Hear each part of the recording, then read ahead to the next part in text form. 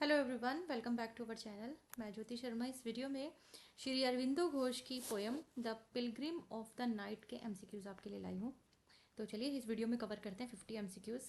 First देखते हैं, in which poetry collection का नेम पूछा है जिसके अंदर ये जो सोनेट है, ये जो पोयम है the pilgrim of the night originally publish हुई थी।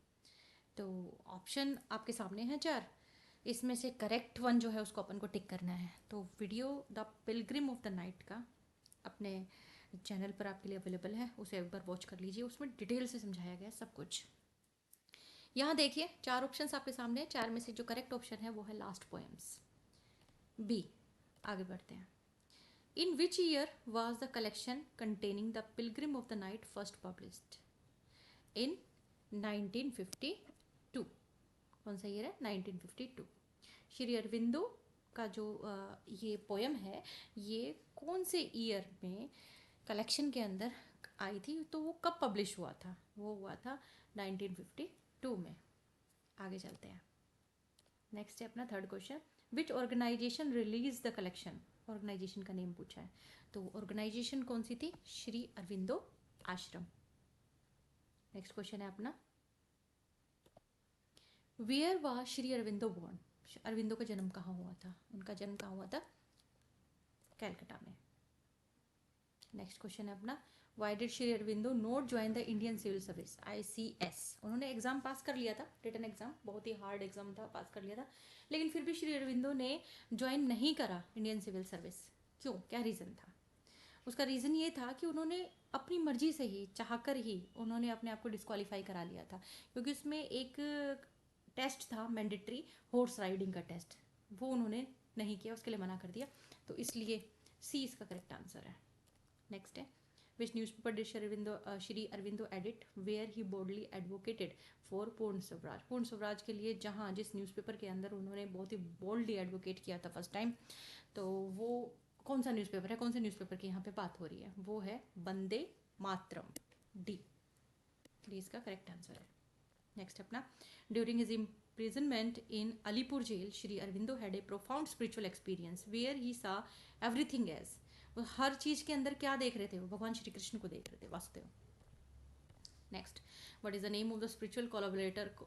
एक स्पिरिचुअल कोलाबोरेटर की बात हुई है यहाँ पे जो श्री अरविंदो के साथ में जुड़ी हुई थी, लेडी थी वो, मैंने अभी बता देती हूँ आपको, लेडी थी और द मदर के नाम से फेमस हुई थी, और उसके बाद में एक आश्रम भी उन लोगों ने बनाया था, तो वो कौन है? Meera Alfassa.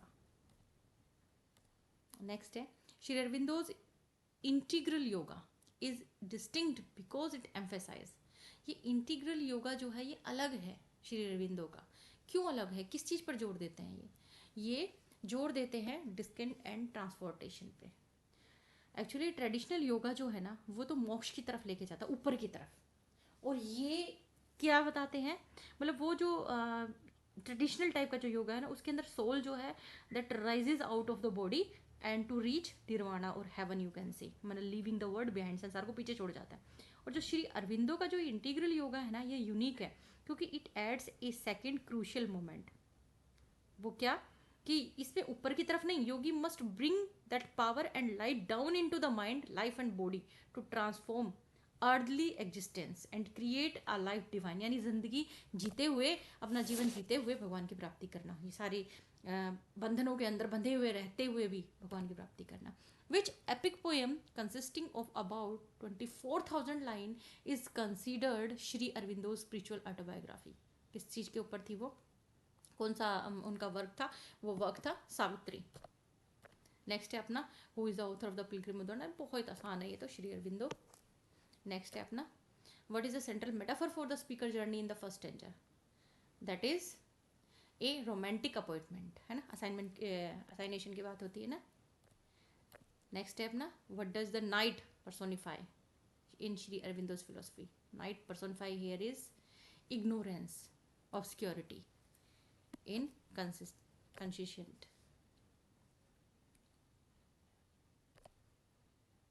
What year was the poem originally compose? कौन सी ईयर में ओरिजिनली कंपोज हुई थी? ये हुई थी 1938 में, डी इसका करेक्ट आंसर है। नेक्स्ट है, the speaker enters the abyss carrying God's light. God की कैसी लाइट है? रेडिएंट, बर्निंग, साइलेंट, किस तरह की लाइट है? डेथलेस। कैसी light?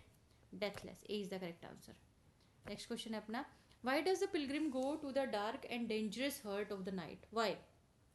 Because to woo and transform it, to woo and transform it. B इसका करेक्ट आंसर है।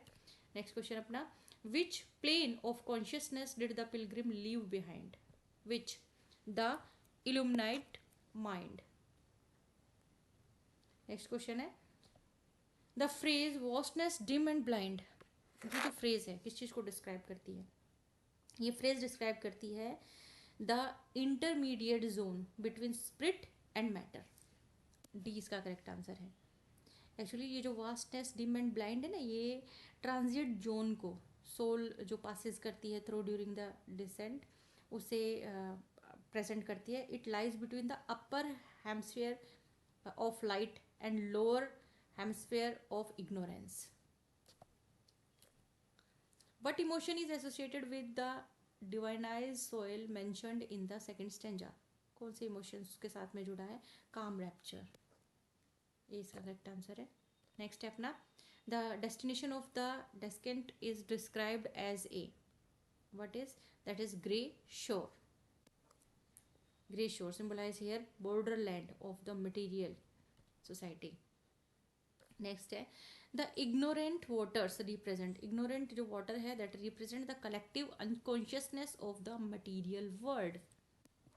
Ignorant waters. नेक्स्ट है अपना, which sensory image is use to describe the difficulty of the path? Dull slime, है ना, गंदा कीचड़ बहुत ही। नेक्स्ट है, what does the chill wave suggest about the inconscient world? That is, the answer is 23rd का आंसर है, it is devoid of spiritual warmth and love. जो चिल वेव है ना, it is devoid of spiritual warmth and love, chill wave. Next है, the line lost is the lustrous god had beyond time implies, ये जो line है इसका क्या मतलब है? ये बताती है connection to the divine is severed. B इसका करेक्ट आंसर है। Lustrous god had beyond time, यहाँ पे रेफर करती है एटर्नल आस्पेक्ट को, गॉड का जो एटर्नल आस्पेक्ट है उसको। When the pilgrim descends into the abyss of time and matter, तो he loses contact with his celestial light, या ये कहिए सेलेस्टियल फ्रेंड भी यहाँ पे बताया है पोएम में।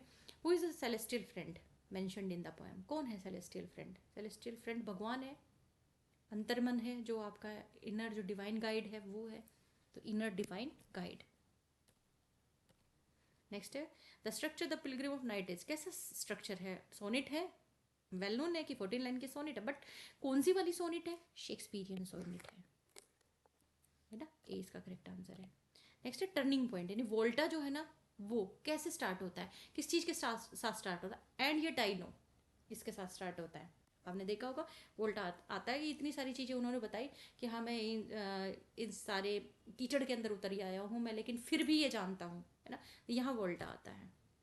उसके बाद में the footprint track, footprint track जो किस चीज़ को सिम्बलाइज करता है? ये एक ऐसा मतलब इवोल्यूशनरी पाथवे है जो और लोग फॉलो करेंगे, उस चीज़ को बताता है फुटप्रिंट्स ट्रैक। डी इसका करेक्ट आंसर है। नेक्स्ट है इमोर्टैलिटी। इमोर्टैलिटी इस पोएम के अंदर क्या रेफर करते हैं? डिवाइन लाइफ, जो divine life established on earth. In Shri Aurobindo की जो फिलोसफी है ना, immortality doesn't mean dying and going to heaven, जो एक्चुअली सब साधु संत की होती है। ये रेफर करते हैं कि जो डिवाइन लाइफ है ना एक स्टेट है where the physical body and early life are transformed by the spiritual, और you can say that super mental truth, जो सुकून जिसे कहते हैं, divine life established on earth. Next है the poem reflects the spiritual philosophy known as integral yoga. B इसका correct answer है। Next है अपना, the pilgrim's journey is an example of, it is the example of involution. Next question, the रेंड्यूज in the abyss was fixed implying, it is fixed imply means willful choice, you can say destined, you can say it was destined or willful choice. Next the pilgrim in this poem can be compared to which Buddhist figure? Buddhist इसके बारे में poem में भी बताया है। Next है what does Wu imply? वू का क्या मतलब है पिलग्रिम मेथड के अंदर? वू का क्या मतलब है यहाँ पे मतलब है he uses love and persuasion. B the verb to woo means to seek the affection of someone होता है ना, usually with the intent of marriage. लेकिन यहाँ पर क्या है, ये जो टर्म है पोइट ने ये सजेस्ट करने के लिए यूज करी है the transformation of inconscient cannot be achieved by force. The darkness must be embraced and persuaded to open itself to the light. Next है अपना the illumined mind. Correct हो गया? Next है अपना the illumined mind is a state of what? It is the state of spiritual light and vision. Next question है अपना the meter used in the poem. meter कौन सा use हुआ है? iambic pentameter है, सिंपल। D है iambic pentameter। Next है phrase weary journey knows no end. ये फ्रेज क्या सजेस्ट करती है कि इनफाइनाइट पेशेंस है योगा के अंदर, मतलब चाहिए, ज़रूरत है योगा में, infinite patience for the yoga. Next है द ग्रे शोर, कंट्रास्ट विद ग्रे शोर जो है वो कंट्रास्ट करता है डेथलेस लाइट के साथ में। बी। नेक्स्ट क्वेश्चन अपना the voice of the celestial friend is absent it signifies the absolute isolation of the dark night. Next question, the phrase dark and dangerous hurt refers to dark and dangerous hurt, the hurt of the night. ये जो line है ना, ये hurt of the night के लिए use हुआ है। Next question है the pathway towards immortality is created by the pilgrims suffering and footprints. B. Next है the poem is written in the first person making it what? I use करते हुए use किया है ना इसको, तो it is a subjective autobiographical account. C इसका correct answer है। नेक्स्ट है the ultimate message of the poem is one of. Ultimate message इनमें से क्या है? जो चार ऑप्शंस आपके सामने हैं, hope and service. Although the poem describe a grim and painful journey through darkness and conclusion profoundly optimistic, जो आपने पढ़ा है समझा है, तो पिलग्रिम्स की जो suffering is not in when, it has a, last की दो लाइन में कहते हैं ना, it has a noble purpose. The final couplet reveal करती है इस चीज़ को कि चलो ठीक है, फिर भी मैं ये जानता हूँ कि मैं एक पाथवे जो है वो क्रिएट कर रहा हूँ, है ना। तो होप है और सर्विस है। नेक्स्ट क्वेश्चन है अपना the phrase I made an assignation with the knight uses which poetic device to given human quality to the knight?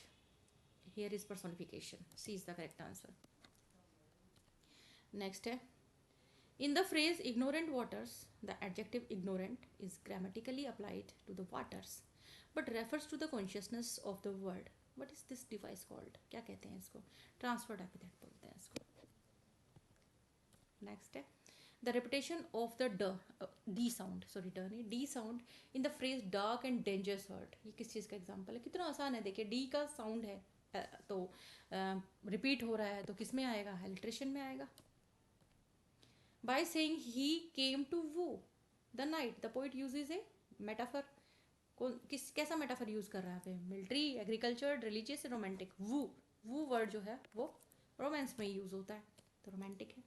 The reputation of the I sound, sorry L है ये, L sound in lost is the lustrous is an instance of repetition जो L का हुआ है, that is the best example of alliteration.